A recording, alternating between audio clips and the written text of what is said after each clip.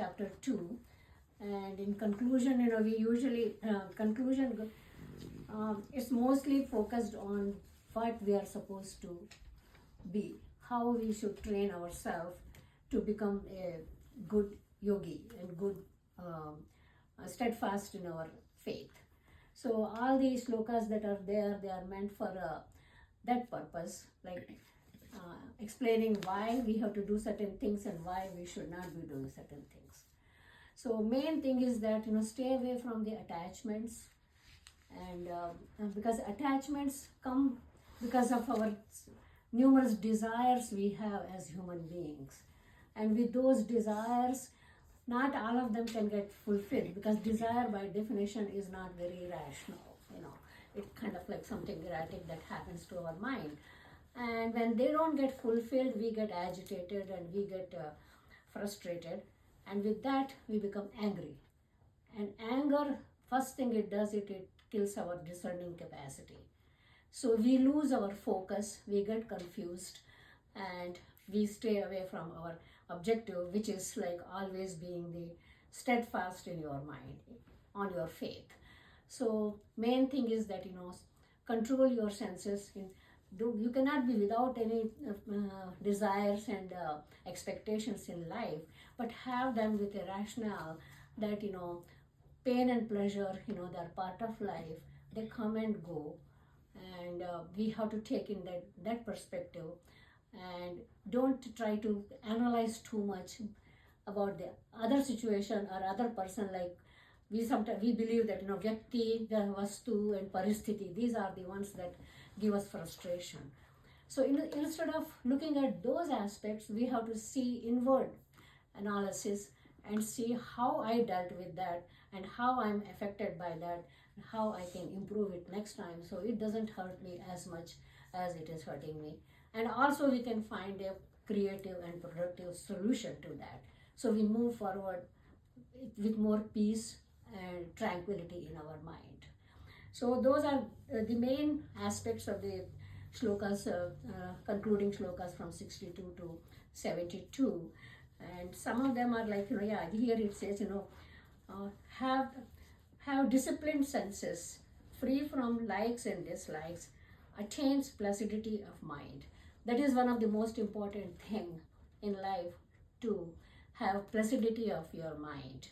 Like, equipoise, not getting too disturbed in your difficult, hurtful situations, or get too excited for victories and pleasures. So that has to be an everyday practice. It does not happen just on a whim or anything. So every day we have to practice so that we become better and better in attaining that tranquility of our mind. Because unless when you are agitated, you cannot think properly and you lose your objective. And our objective is to perform our ordained duty without expecting any results from our duty, without having any expectations from the fruits of the action, but just do the action for the sake of, because it's your responsibility, it's your commitment, and it's your ordained, duty for you to perform that, like taking care of our children, being cooperative with your spouse, and all these mundane things that we do every day. These are our ordained duties as normal house people, housewives or normal householders. So without expecting any returns, you want to do that. And what helps in keeping that perspective is usually, as Sangeeta mentioned, that she having a ritualistic routine helps you, prepares you for having that kind of perspective. As she said, say every day before going to bed, she does some mantras, Kayena Vacha, Mansendriyava.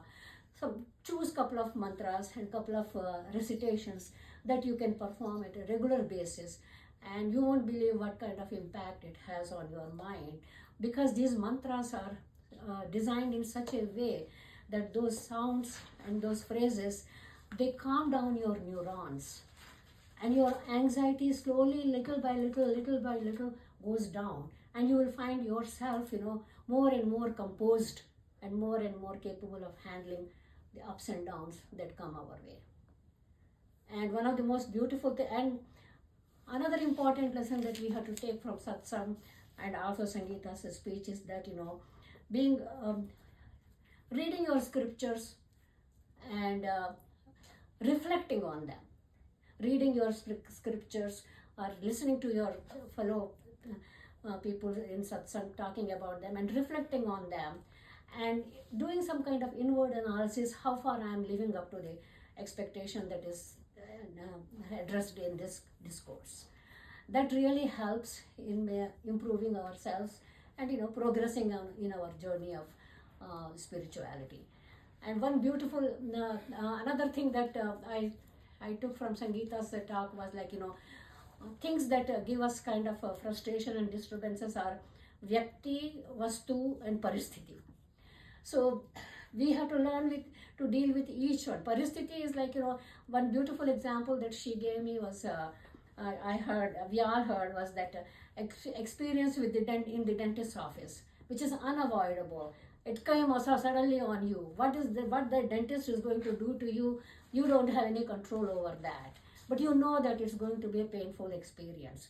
So to deal with that, Sangeeta beautifully listened to that one podcast that was that detailing about the Hanumanji's journey over the ocean to find the location of Sita Ma, and how beautifully she was enjoying that, and all of a sudden she hears that, oh, you are done, you can get up. So the way she distracted her mind positively on a very a spiritual type experience that comes from our scriptures, that she didn't even realize what kind of painful procedure she was going through. And we all can learn that and try to have some few things in our mind that we want to contemplate or repeat or meditate upon, which helps us in dealing with this situation. So I would say the essence of all those 10 shlokas is that, work for becoming tranquil minded, plus placidity, introspection, placidity, and tranquility, and you keep poise.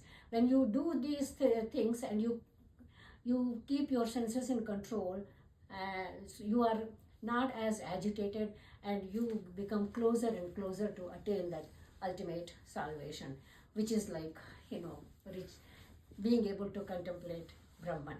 And the joy that you get in doing that is the eternal joy, not the joy that we get from buying a new shirt or having a new thing, or today, whatever but all these things they come and go. But when you practice for the tranquility of your mind and train yourself to take pain and pleasure with the equal mindset that they come and then go, and these are not permanent. My permanent goal is to be able to have peace in my mind, because without peace nothing can happen, and this beautiful shloka here says, I think this shloka number 66, ashantasya kutah sukham. When you have ashanti in your mind, you cannot expect any kind of peace. Sukham or joy. You cannot expect any joy. And this joy here, we are talking about the permanent, eternal joy rather than temporary, transient joy. So our goal is to accomplish that day by day and, do our job. And I would say all these shlokas, all these 10 shlokas, they again direct us to that same one, karmanya vadhikaraste ma phaleshu kadachana. So that objective always has to be in your mind. Always do your job because it's your ordained duty, without expecting any personal reward, personal gain in that fulfilling your duty. And also at the same time, not participating, not taking part is not your choice. You have a right to only do your duty, but abstaining from your duty, you don't have any say on that. You are expected to do that duty. So that's what I got. That was really, really good. Thank you so much. Thank you, Auntie. Actually,